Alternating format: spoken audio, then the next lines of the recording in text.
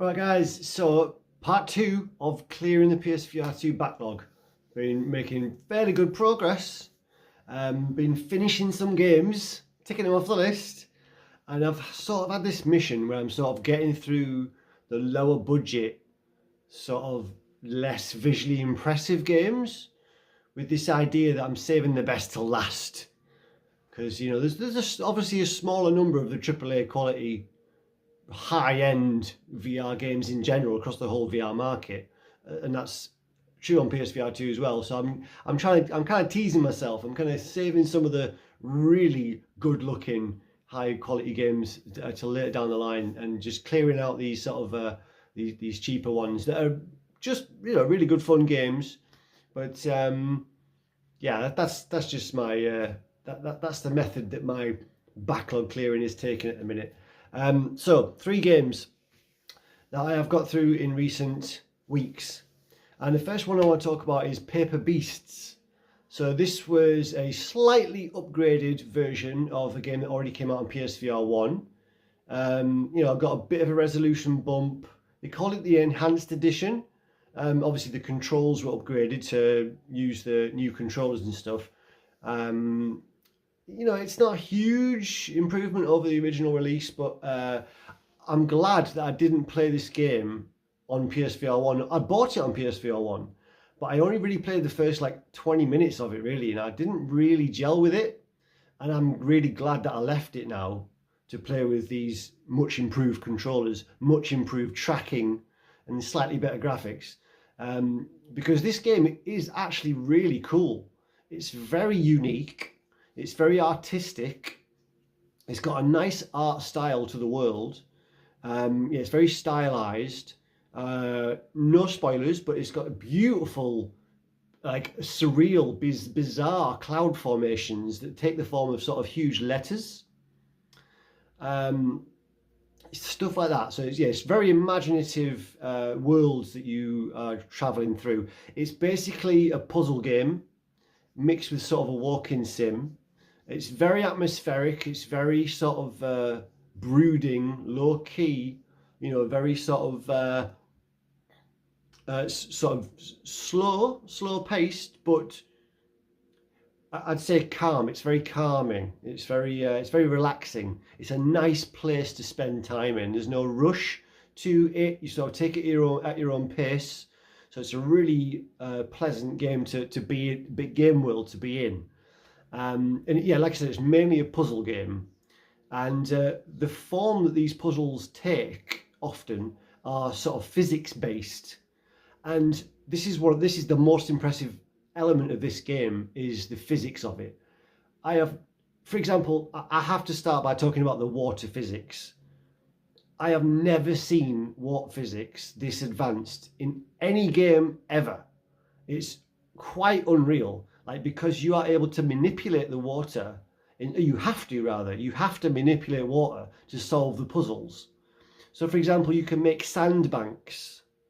You can make sandbanks very organically in order to direct water where you need it to go to solve these puzzles and that kind of thing. You also have to sort of lead around these strange sort of origami creatures and make them go places and do things by attaching them to things, leading them places, causing them to do what you need them to do to solve these puzzles.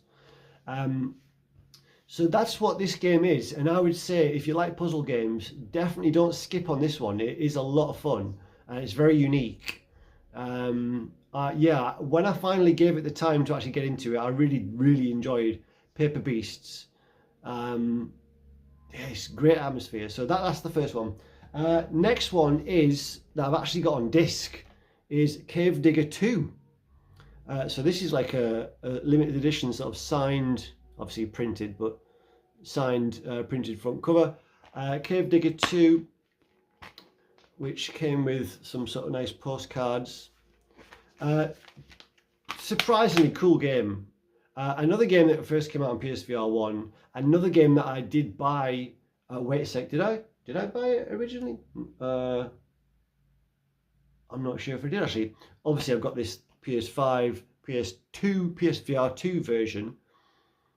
No, I don't think I did. I think I waited for this one. Yes, that's right, because when it first came out on PSVR1, it launched with quite a lot of bugs and some issues, and they patched it and patched it and patched it. And of course, with the PSVR2 version, you get the improved controllers, improved haptics, improved graphics, slightly, not hugely, but obviously the resolution was increased. And so by the time it came out on PSVR2, it was the definitive version of it, and it's actually a lot of fun. It really surprised me actually how fun this was.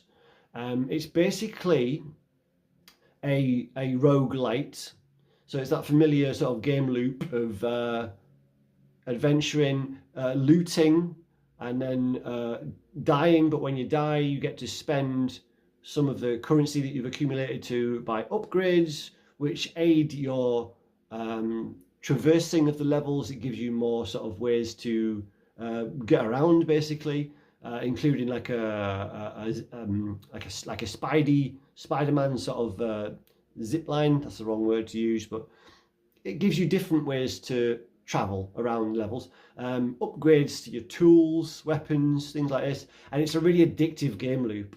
Like it's really addictive to get back to base camp and spend to upgrade. And every time you upgrade, you really feel like it's a substantial change to your abilities or your what you can do in the game. So yeah, it's really fun, really addictive game loop. Quite simplistic graphics, but nice, smooth. It's just got a smooth performance, and it's just the whole thing of mining and looting and collecting and upgrading, and it's actually really fun. I can definitely recommend this. It can be played multiplayer as well, which I have never done. I'm sure it's even more fun when you do it with somebody, to go around those levels. But yeah, Cave Digger 2, actually pretty damn good, much better than you might think. Like I said, most of the reviews that you'll find online will no doubt be from when it first launched on PSVR1 with a lot of issues. So I wouldn't go by the reviews. I don't know if there's a demo available of it, but I can highly recommend that, definitely. Right, last one that I wanted to talk about is Cactus Cowboy. Is it called Desert Warfare? Yeah. So this is another very low budget looking game made by one person. It's the second game this guy released. There was another Cactus Cowboy game came out before that, but this one is bigger in scope. And this is a full length single player first person shooter campaign game. So this is something that we're all sort of hankering after in VR, because there aren't that many of them really. There's a lot of online only multiplayer games in VR, shooter games in VR. There's not a lot of full length single player campaigns, and this is one. And to say it's made by one guy, it's actually really impressive. It's actually really fun. Obviously there is some jank. Obviously there is some corners cut because there's only one person, minimal budget. So it's got AI voices, for example, which you kind of forget about after a while.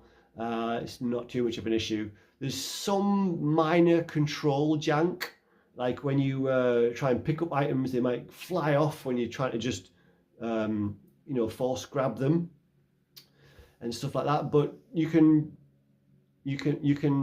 navigate or mitigate most of the jank in this game. It runs pretty smooth as well. It's nice and crisp, good performance. Some of the later levels, you can almost see that he sort of improved his programming ability from level to level, because some of the later levels certainly look nicer and have nicer lighting, for example, than some of the earlier levels. But yeah, it's actually quite a nice long campaign. Don't know how long I've got in it. It must be at least 8 hours. But again, it's another game that does have a good amount of sort of upgrades to your weapons. You can buy scopes, laser sights, skins, silencers, this kind of thing. And it's got a nice shooting mechanic whereby the enemy's bullets have bullet tracers. So they'll have like Super Hot, they have sort of lines after the bullets, which gives the game a nice sort of shoot and dodge mechanic to it. So it's actually quite engaging, quite a fun shooting mechanics. And there's some actually surprisingly big sort of set pieces where you'll come up against some really huge enemies at times. You'll be in helicopters, trucks, but mainly on foot, mainly shooting. A couple of escort missions, so there's a decent amount of variety and some genuine humour. I did chuckle genuinely at times with this game. And that's a really cheap game, and it goes on sale fairly often, but you can get this game for real cheap. But yeah, if you're after a single player shooter campaign, do not sleep on this game. Don't be fooled by the very, very simplistic looking nature of the graphics. And you know, I haven't checked out any reviews for it. I don't know what the general consensus is in reviews, but I'd say it's one that definitely don't sleep on if you're after a shooter. And so yeah, that's another 3 games off the backlog, making good progress. What's coming up next? Well, there's a few games that I sort of got quite far in and then didn't finish. So I'm probably going to try and go back to those ones to just finish them off. One of those is Paradise Propagation Hotel, which does have quite high production values, although it's a very short game. I got stuck on the last boss, but I've since sort of seen a tactic that works well on it apparently, so I will try and utilize that. And Cosmo Dread is one that I want to go back to. That's like a horror game. It's another very low budget game, but it's got a horror aesthetic to it, another roguelite. I remember it getting pretty difficult towards the end, so hopefully I'll have the gumption to go back into that. But that's those 3 games, the PSVR2 backlog, making good progress on that. So I'll see you guys in the next video. Bye bye.